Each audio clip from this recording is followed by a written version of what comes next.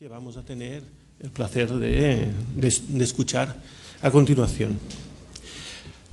El proyecto que nos va a presentar se llama TAC Telecom, Sistema de Comunicación Sustitutiva basado en el tacto, y nos va a presentar el profesor Alberto Carrera González.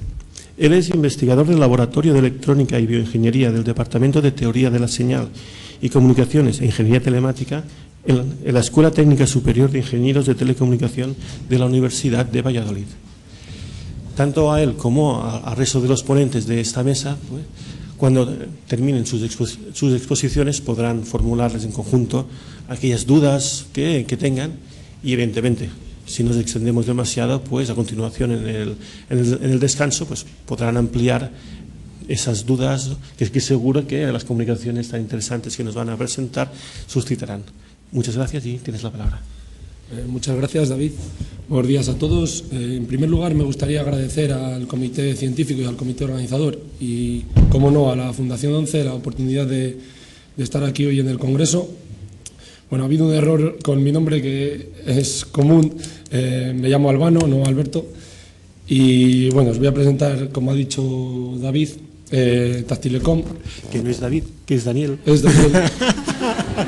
Es un empate técnico. Una por otra. Lo he hecho a posta, Os voy a presentar el proyecto con el que estamos trabajando últimamente, que es TAC Telecom, y es un sistema de comunicación sustitutiva basado en el tacto. No sé si vemos la presentación en la pantalla o no sé si la vamos a ver o no. En principio la deberíamos de ver, ¿no? Sí, ahora empezaremos. Empieza y no te... Bueno, la presentación que voy a seguir es sencillita, tiene como 5 puntos: una introducción, los objetivos que perseguimos, el material que vamos a emplear, los resultados y las conclusiones a las que hemos alcanzado de momento, ¿vale? En primer lugar voy a presentar un poco las tecnologías de rehabilitación, que es a lo que nos dedicamos. Seguimos sin ver la presentación. En principio están destinadas a mejorar la calidad de vida y solucionar limitaciones de personas con discapacidades, así como ciertos problemas funcionales.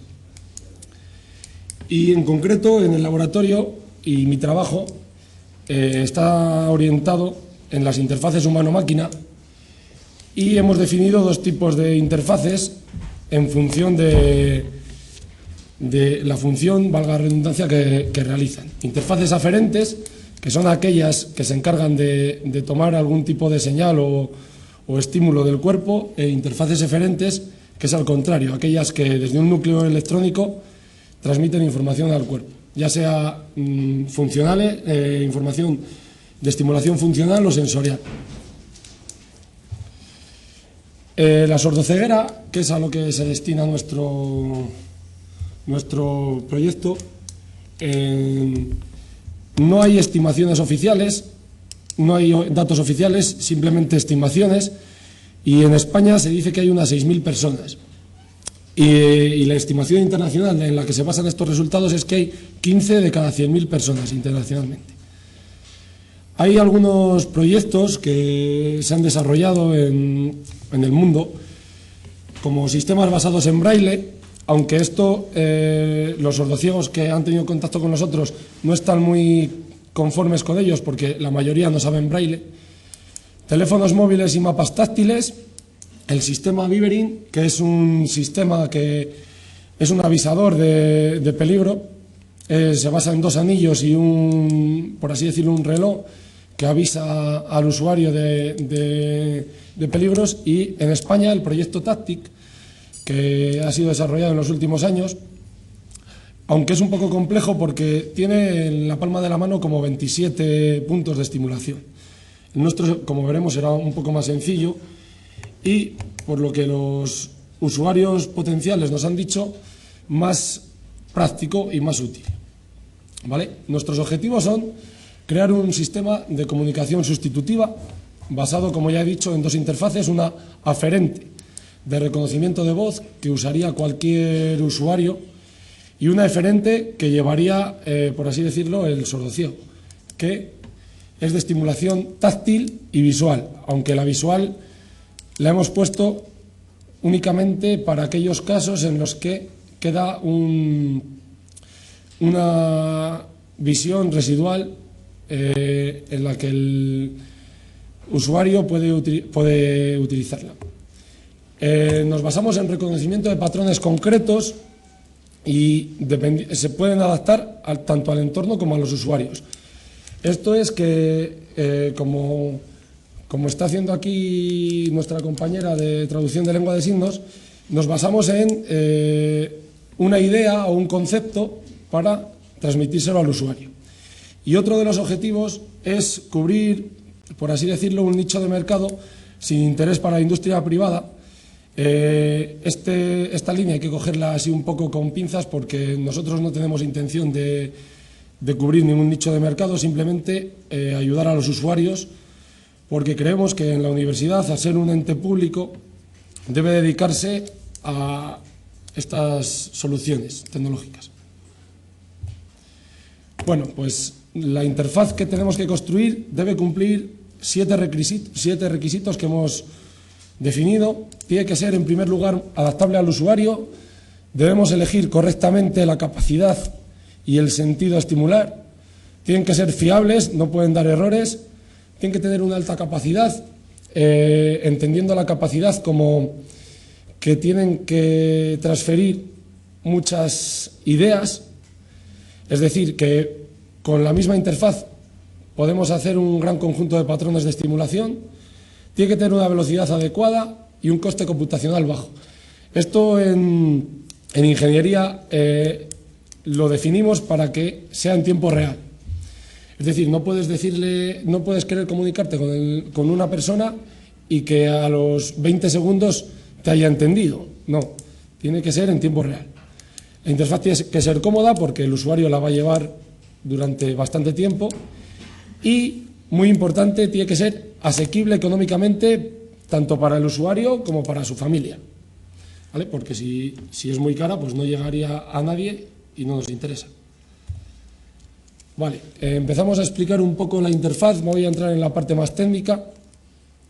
La interfaz de reconocimiento de voz, hemos creado un sistema que, basado en un circuito integrado comercial y que tiene ajuste en diferentes parámetros de audio. No voy a entrar a explicar ninguno.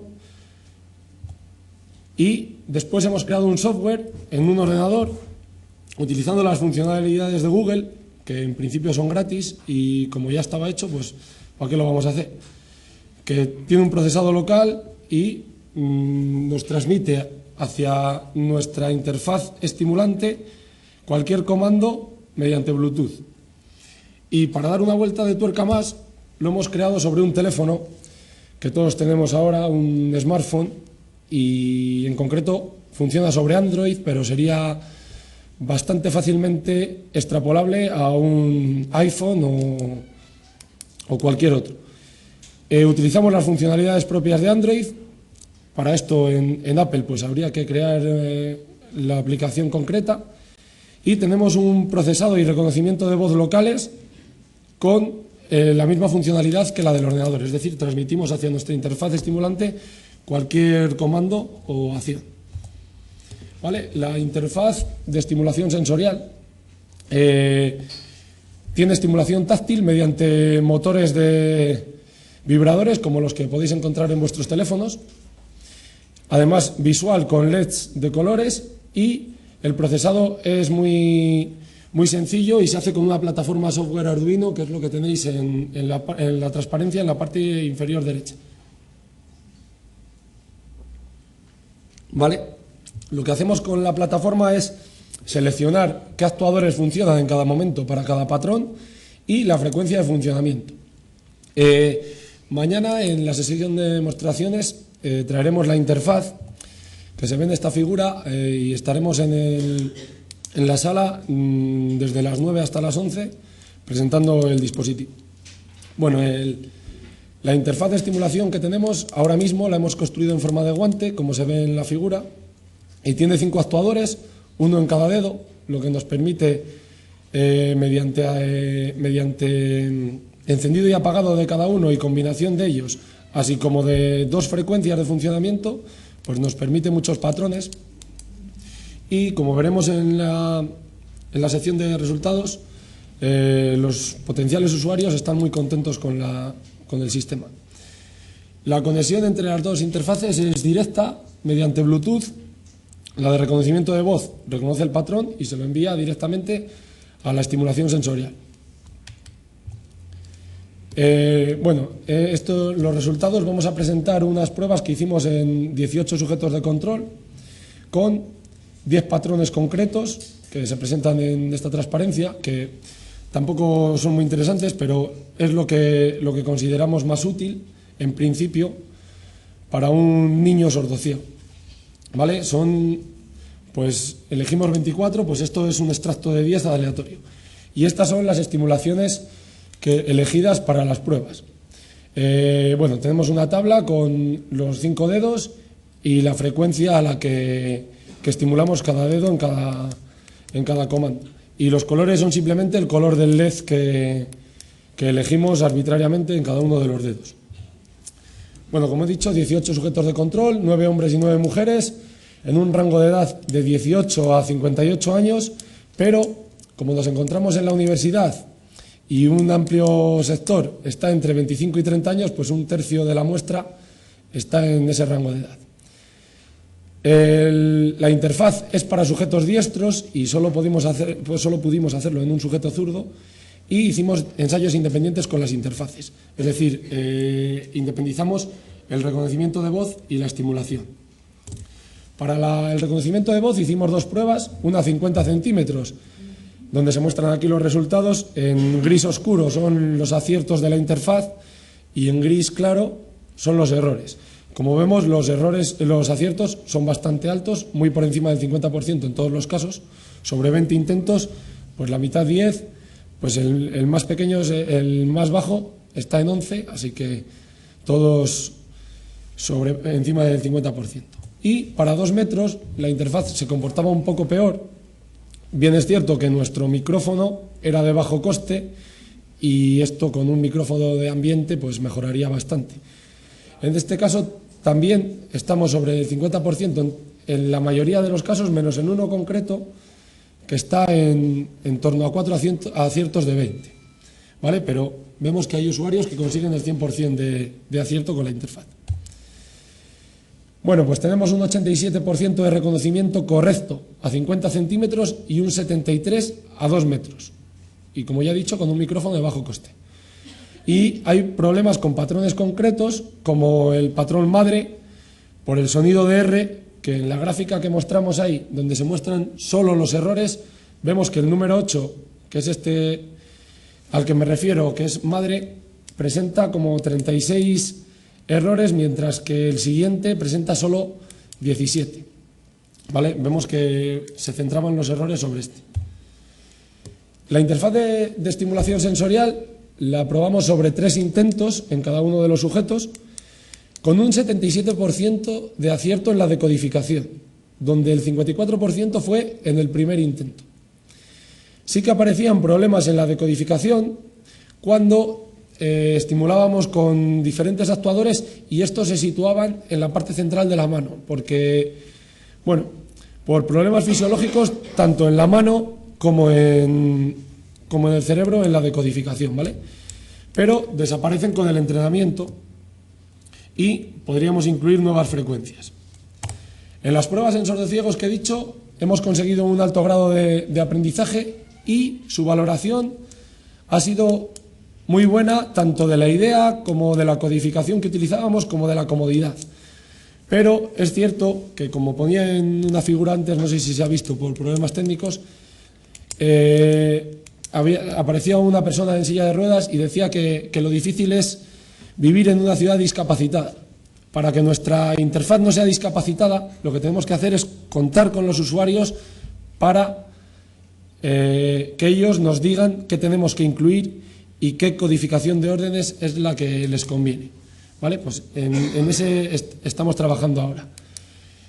Simplemente como conclusiones, decir que nuestro sistema traduce información auditiva en información táctil y que en principio también podría estar orientada a diferentes aplicaciones, como puedan ser comunicación entre sujetos en entornos muy ruidosos, o traducción directa de mensajes en distintos idiomas, o simplemente una realimentación ante eventos de manera táctil.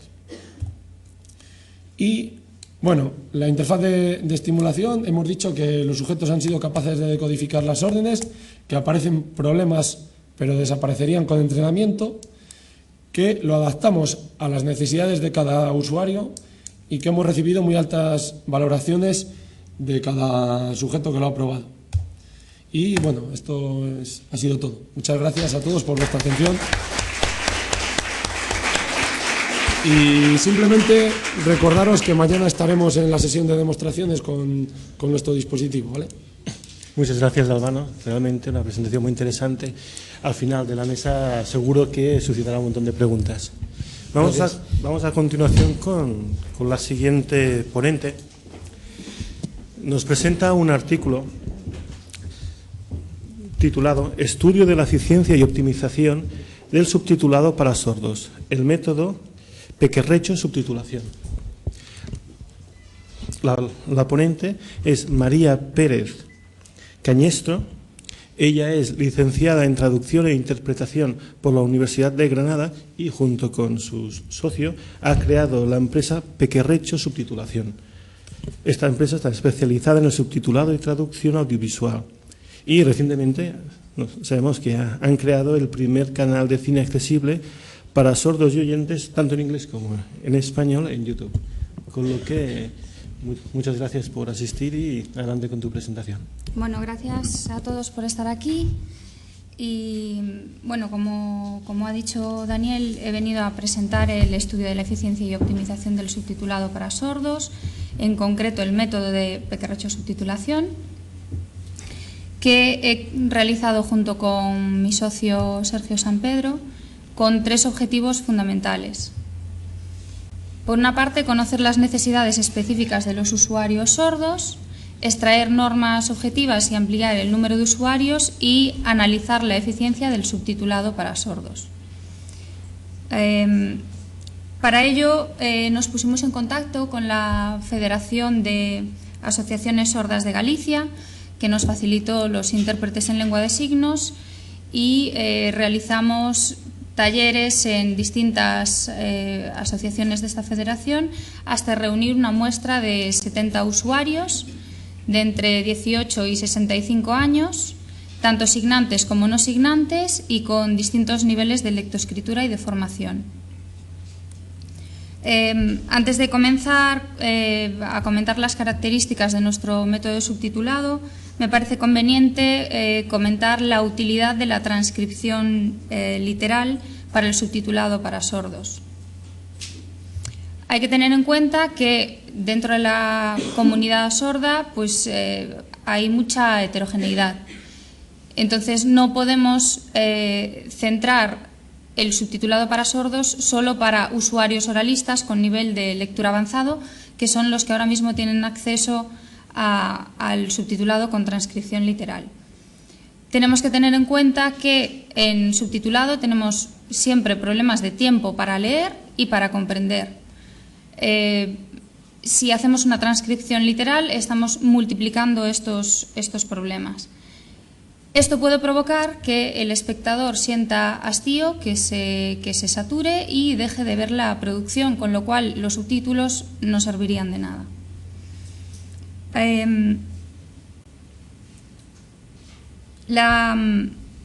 Para proporcionar la misma interpretación que estamos percibiendo los oyentes, el método de Pequerrecho subtitulación se ha centrado en unos objetivos principales, que eran agilizar el proceso cognitivo de comprensión, es decir, reducir el tiempo que el espectador necesita para comprender lo que está leyendo, agilizar el proceso de lectura sin omitir información, es decir, reducir el tiempo que nos lleva a leer ese mismo texto, mantener siempre el registro y los matices del original, pues porque no podemos cambiar el guión de una obra y crear un guión paralelo, y con todo ello, facilitar el seguimiento de la imagen y del texto. Para ello es necesario conocer las necesidades específicas de los usuarios sordos.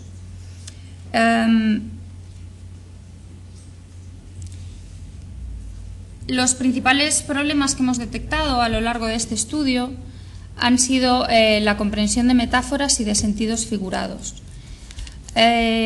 Para los intérpretes en lengua de signos o los profesores que trabajan con niños con problemas de sordera, es conocido que hay un gran número de miembros de la comunidad sorda que tienen problemas para comprender las metáforas y los sentidos figurados porque tienden a comprenderlos de forma literal. Pues un ejemplo, si voy andando por la calle y me encuentro con un amigo y le digo, oye, qué bien te veo, en lugar de comprenderse como que esa persona pues está muy contenta o muy guapa hoy, puede entenderse como que yo hoy tengo una vista estupenda. Pasa lo mismo no solo en español, sino también, por ejemplo, en inglés, con frases como my feet are killing me, los pies me están matando, pues imaginaos si se comprende de forma literal. Otro problema que hemos detectado es la comprensión de estructuras sintácticas complejas. Con estructuras sintácticas complejas me refiero, por ejemplo, pues a la voz pasiva o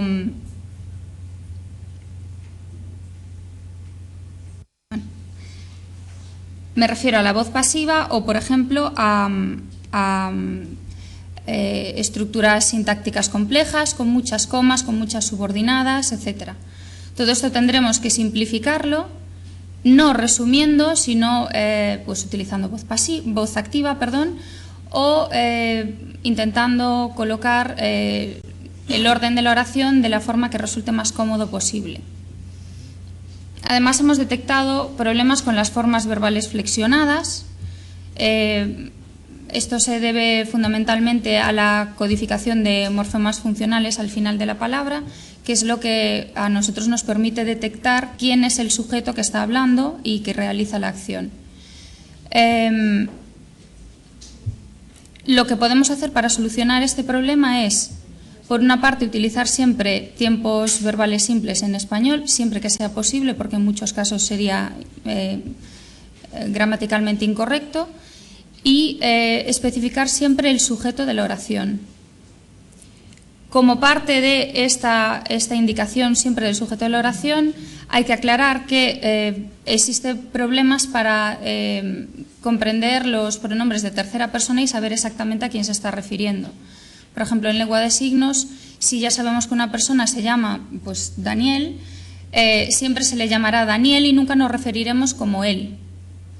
Él es otra persona a la que no conocemos o no sabemos su nombre. Con lo cual siempre indicaremos el nombre de esa persona.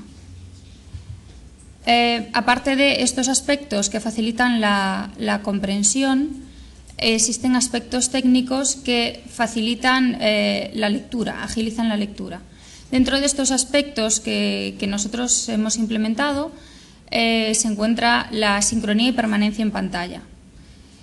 En cuanto a la sincronía, nos referimos a que el golpe de voz debe ser el que marque el inicio del subtítulo, pero no es la voz la que marca el final del subtítulo, sino que el subtítulo debe permanecer un poco más para que dé tiempo a leerlo. En este sentido, los cambios de plano son un factor completamente secundario, porque si no se comprende, si no se puede leer, el subtítulo no sirve de nada. Y los cambios de plano no respetan la voz. Es muy importante que, además de dar tiempo a leer, marquemos un ritmo para que el espectador se acostumbre a que los subtítulos siempre salgan de la misma forma. Es decir, tenemos que marcar un tiempo mínimo de exposición en pantalla, por pequeño que sea el subtítulo, que no debería ser nunca inferior a 1 segundo, y tenemos que marcar un tiempo entre el final de un subtítulo y el inicio del siguiente. Además, utilizamos el guión para identificar cuando hablan dos personas dentro de un mismo subtítulo. Esto difiere con la normativa española, que utiliza solo un guión cuando hablan dos personas con el mismo color, en este caso sería el blanco. Nosotros utilizamos siempre el guión independientemente del color asignado al personaje que esté hablando. Y además utilizamos preferentemente 2 líneas en lugar de una en los subtítulos. Aquí os he puesto un ejemplo. Esa frase bien podría ir en una única línea, pero según estudios, como por ejemplo el de Jensema, el espectador siempre tiende a centrar la vista en el centro de la acción, en el centro de la pantalla. De ahí pasa a localizar el inicio del subtítulo y cuando acaba de leerlo pasa del final del subtítulo otra vez al centro de la pantalla.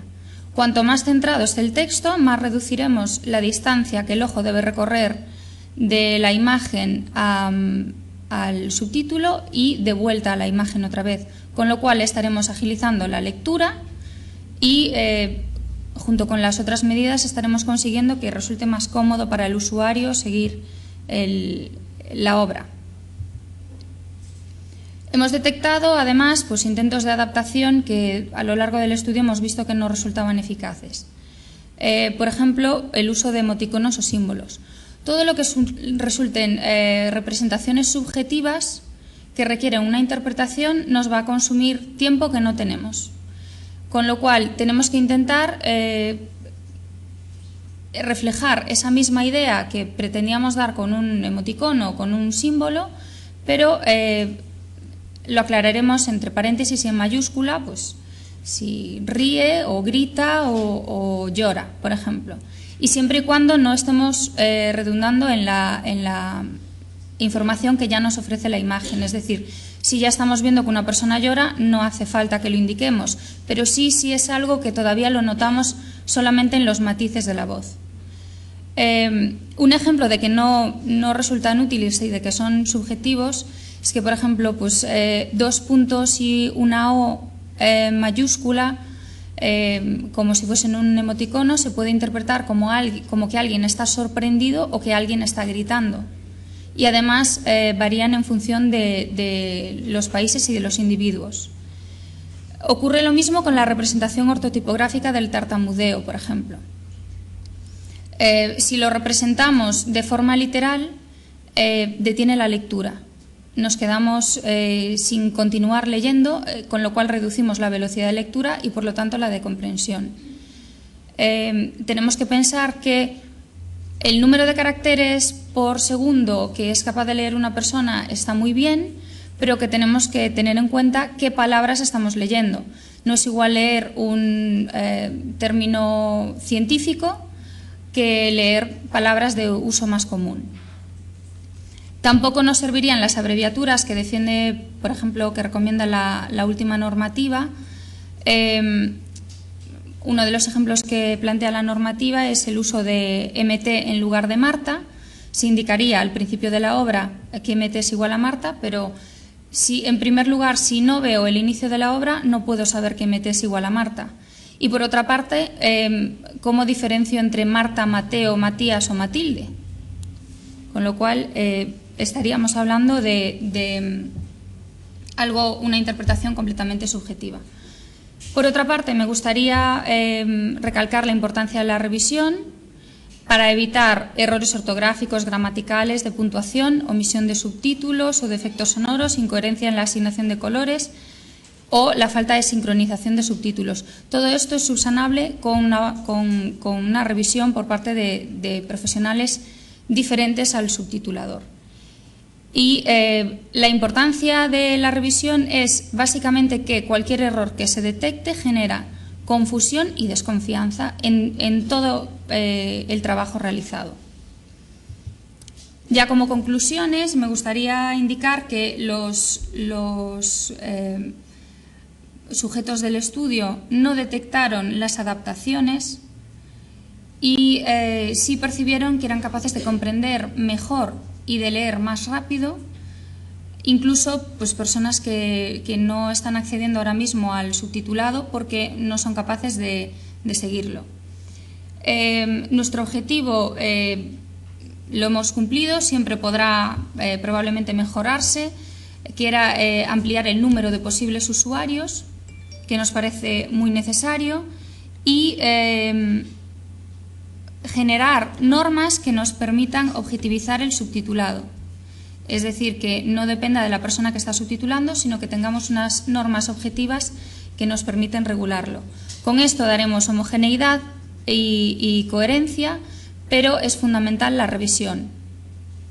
Por último, me gustaría invitaros a que visitéis nuestro canal, donde vamos colgando películas periódicamente. Es un proyecto exclusivamente nuestro.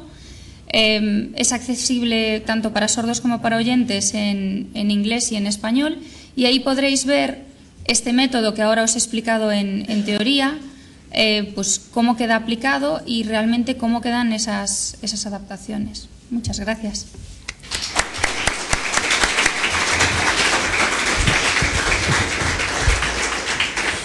Muchas gracias, María, por tu presentación.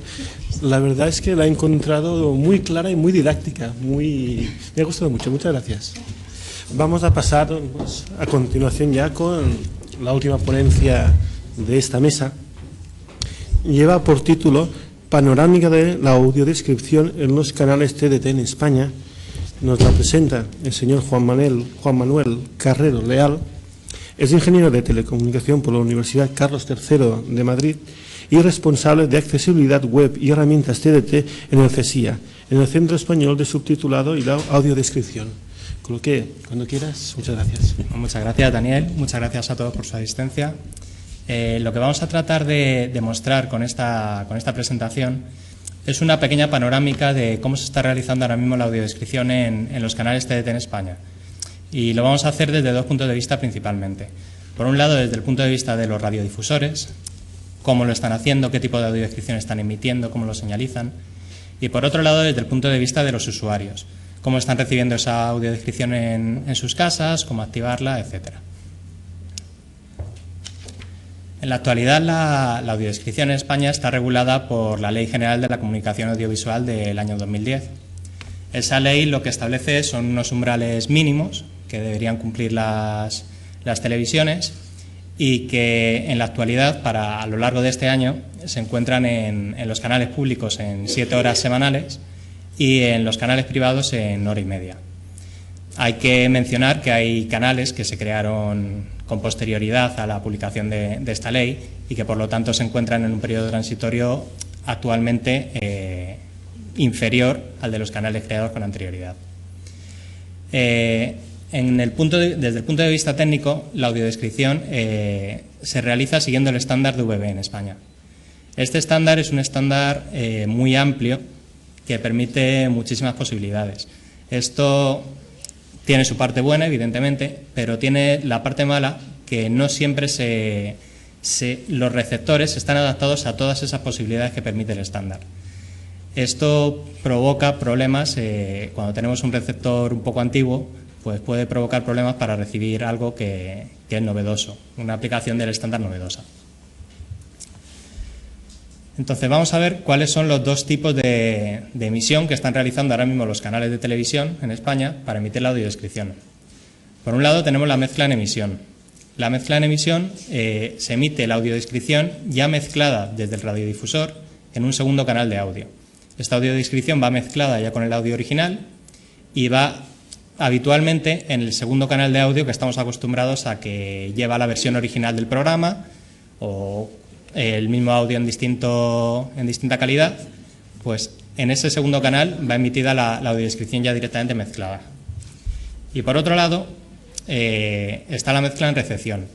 Es más novedosa, los canales cada vez más están emitiendo de esta forma y lo que se emite es en un canal independiente de audio la audiodescripción por sí sola, no viene mezclada con el audio original del programa.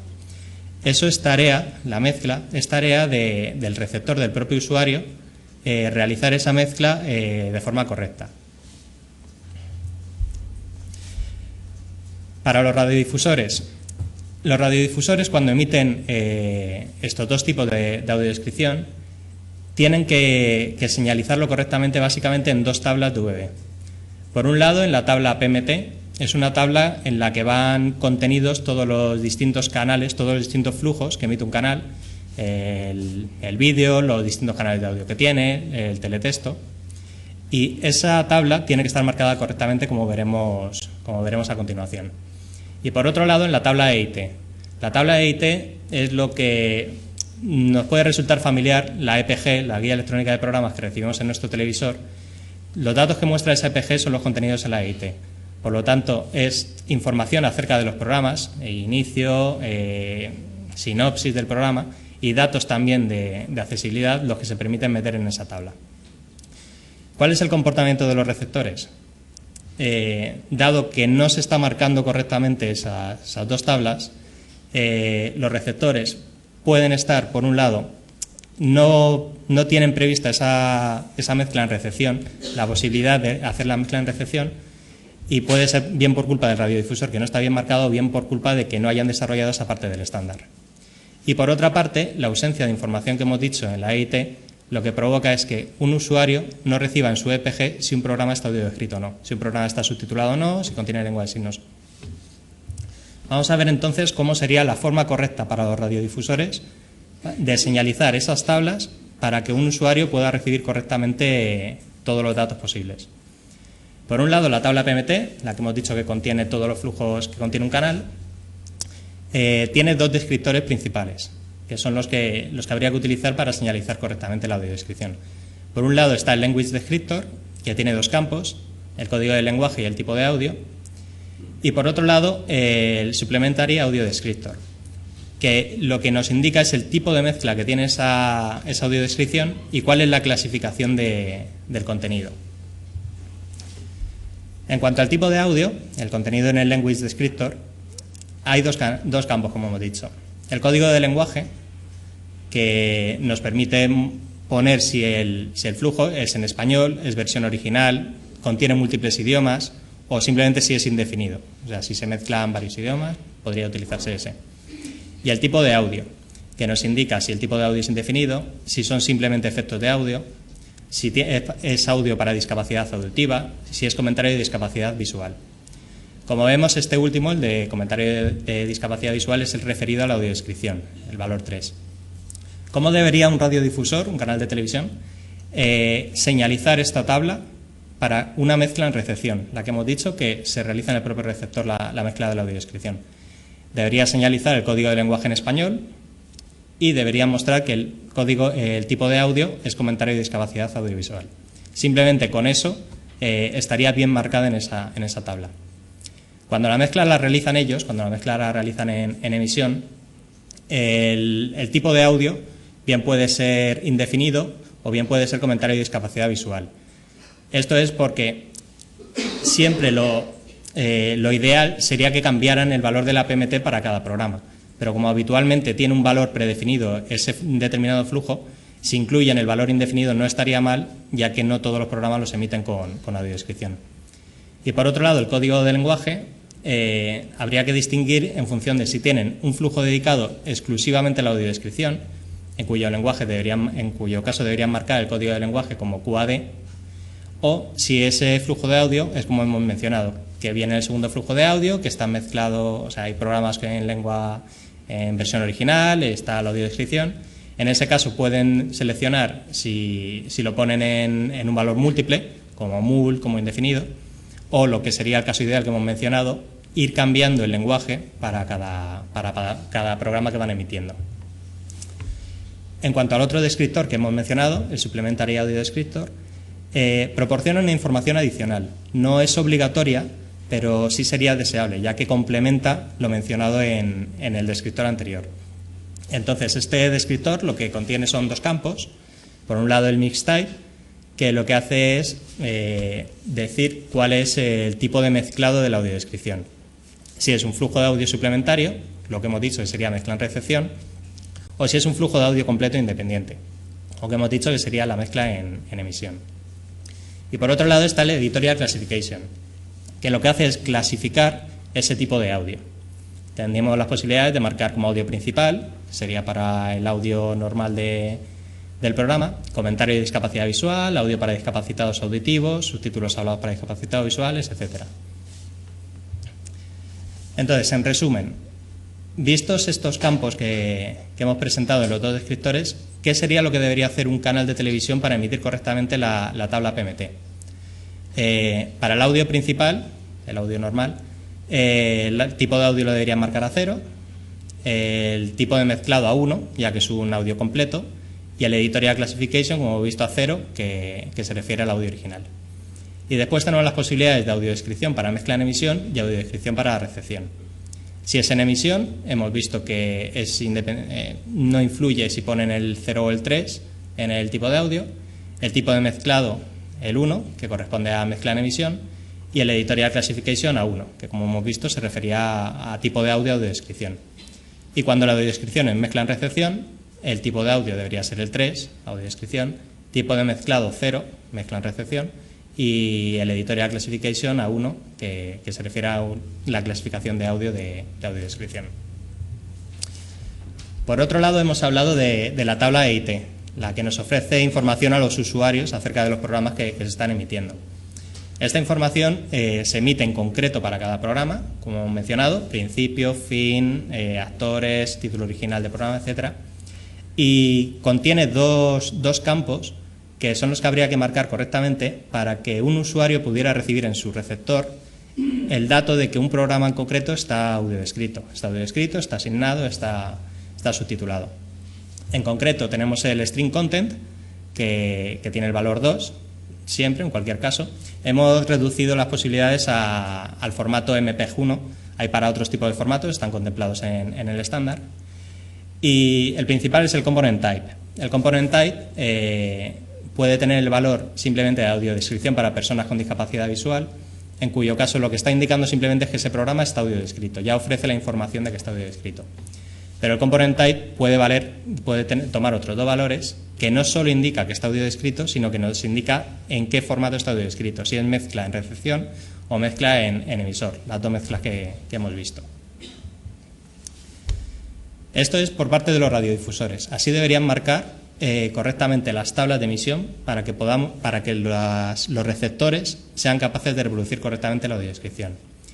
¿Cómo recibimos los usuarios la audiodescripción?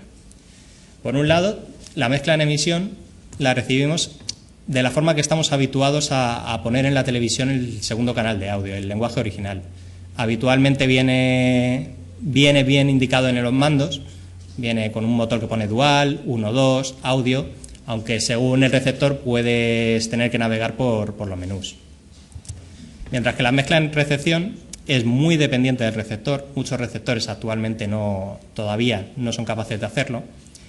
La forma de activación suele ser compleja, no suele haber por lo general un botón en el mando que lo permita, sino que hay que navegar por los menús para configurarlo. Y muchos de los receptores permiten regular el audio entre el audio principal y la audiodescripción por si quieres escuchar una a un volumen más reducido que la otra. Entonces, ¿cuáles son las ventajas y los inconvenientes de cada uno de ellos?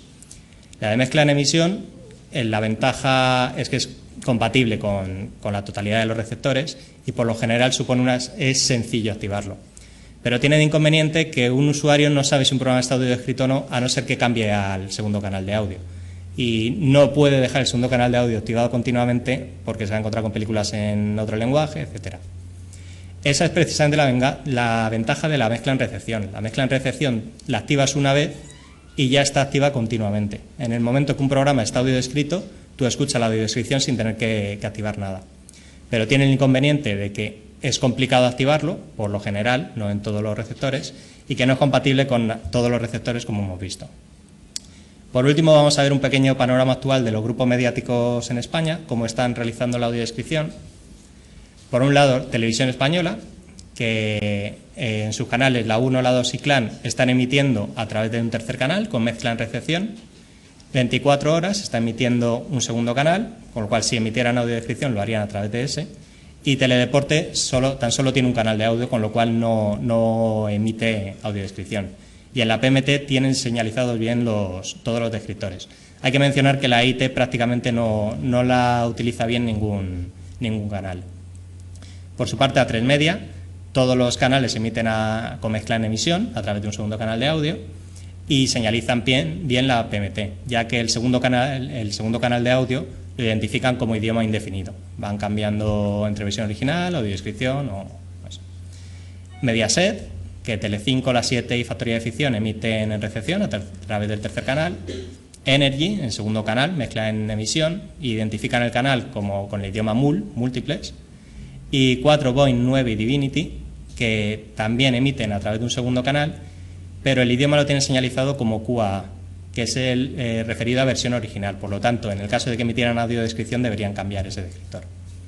Y por último, el resto de canales, con Paramount, MTV y Disney Channel, que están haciendo mezcla en recepción. Discovery Max, que está realizando emite a través de un segundo canal y el idioma lo tiene señalizado como inglés, por lo tanto, si emitieran audiodescripción deberían cambiarlo. E Intereconomía y 13TV, que tan solo disponen de un canal principal de audio, al igual que el Teledeporte. Y por último, las conclusiones. Nos gustaría dar unas pequeñas recomendaciones a estos tres tipos de usuarios. Por un lado, a los radiodifusores, que es necesario que realicen una señalización correcta de la audiodescripción, de la lengua de signos y del subtitulado, básicamente en la EIT, para permitir a los usuarios poder ver directamente en la guía electrónica de programas si un programa contiene esos elementos de accesibilidad. Por otro lado, a los fabricantes, recomendarles que realizaran un cumplimiento completo del estándar de UVB, una mejora en la usabilidad de los mandos y los menús de las televisiones y que realizaran la presentación en pantalla de los datos de accesibilidad de los programas. Y por último, a los usuarios, que cuando necesiten comprar un receptor nuevo, que sea uno de los elementos que observen antes de comprarlo. Si son capaces de recibir los elementos de accesibilidad sin problemas y que aprendan a utilizarlos correctamente. Y eso es todo.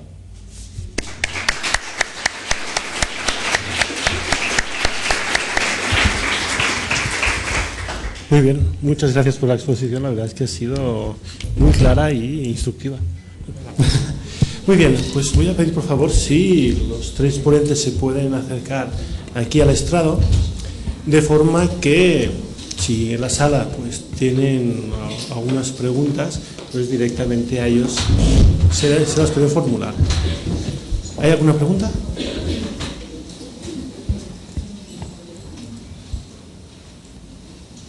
No veo ninguna, entonces fantástico, porque entonces tengo yo la oportunidad. Que a veces me la pierdo, claro, se empiezan a hacer preguntas y no puedo. Si hay alguna, fantástico. No sé si al fondo. Sí, por favor, allí al fondo. Ya no me puede preguntar yo.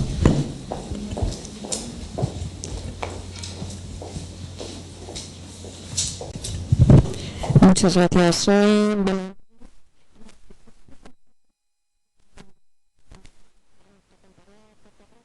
acerca de su análisis en cuanto a la adaptación de los subtítulos, porque algunos usuarios sordos nos hacen llegar al CESIA que la adaptación de los subtítulos, cuando los usuarios sordos utilizan el subtitulado como herramienta de apoyo porque tienen restos auditivos, a veces la adaptación no les resulta adecuada y tienen que o bien quitar el audio o bien quitar el subtítulo.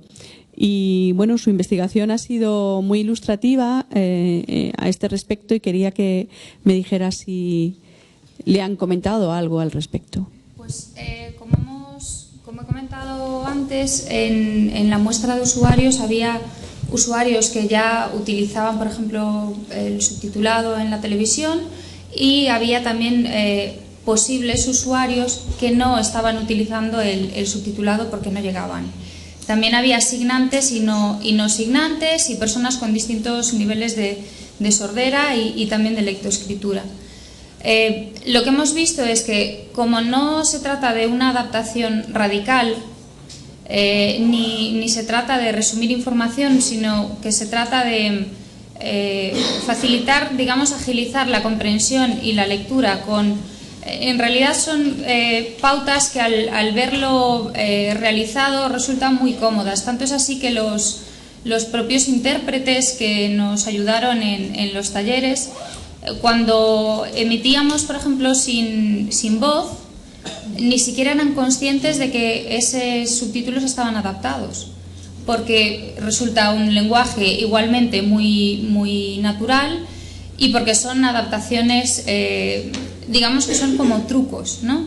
No simplificamos vocabulario tampoco, porque consideramos que es una forma más de censurar información.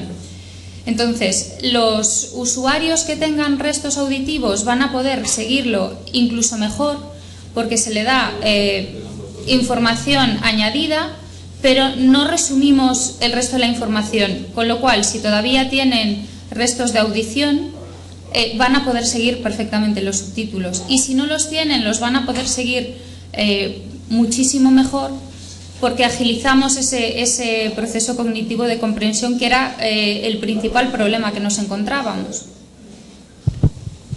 No sé si con eso he contestado a tu pregunta. Pues sí, muchas gracias. La verdad es que es una preciosa investigación y una discusión muy interesante, porque no hay una solución ideal y, bueno, pues vuestro estudio supone un paso adelante. Muchas gracias. Básicamente lo que buscábamos era ampliar el número de usuarios, porque veíamos además un montón de quejas de usuarios de subtítulos, y realmente, si nos paramos a verlos, en muchos casos no es necesario tener una discapacidad auditiva para darnos cuenta de que no están funcionando como deberían.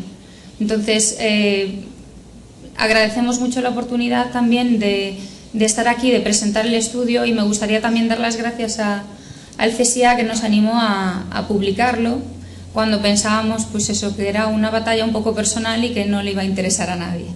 Gracias. Sí que es interesante, la verdad es que sí que nos interesa a todos. ¿Alguna pregunta más?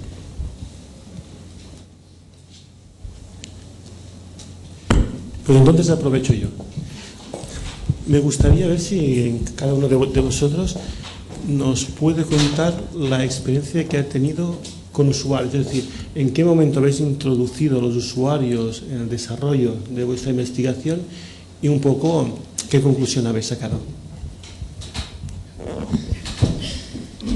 Bueno, nosotros cuando nos planteamos comenzar a realizar subtítulos para sordos, decidimos que no podíamos realizarlos simplemente viendo, digamos, la teoría que existía hasta el momento, porque no conocíamos realmente las necesidades del usuario.